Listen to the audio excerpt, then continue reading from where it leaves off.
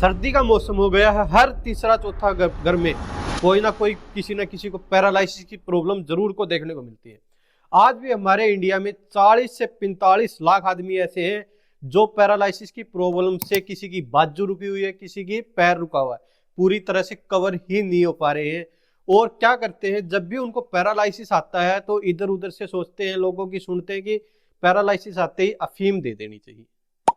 लेकिन अफीम दे देते हैं, कईयों को फायदा भी कर जाती है लेकिन कईयों को नुकसान भी कर जाती है।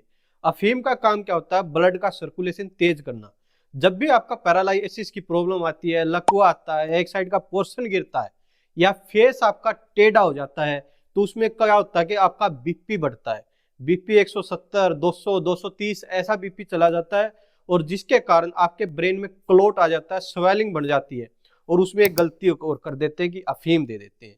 कई बार वो क्लोट को मेल्ट कर देती है, लेकिन कई बार क्या होता है कि ब्लड बैक मारता है और आपको हेमरेज की प्रॉब्लम आ जाती है, जिससे पैरालिसिस व्यक्ति की डेथ ही हो जाती है और रिकवर नहीं करता।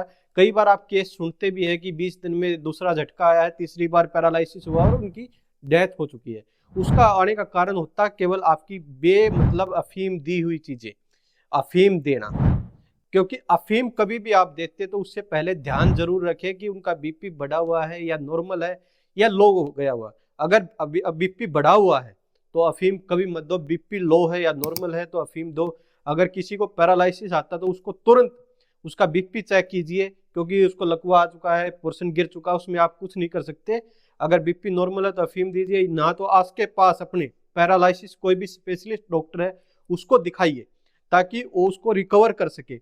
अगर आप में से किसी को भी पैरालिसिस आता है, वो 24 घंटे के अंदर हमारे पास आता है, तो हम कोशिश करते हैं कि पेशेंट अपने पैरों पे साथ की साथ चल के जाए, या 72 घंटे के अंदर वो अपने पेशेंट लगभग 70 से 80% रिकवर कर जाता है और पैरालिसिस पेशेंट चलने लग जाता है। अगर किसी भी पेशेंट को लकवे की दिक्कत आती है तो हमारे पास 24 घंटे के अंदर विजिट कीजिए जीवनदीप हॉस्पिटल हिसार कैंट।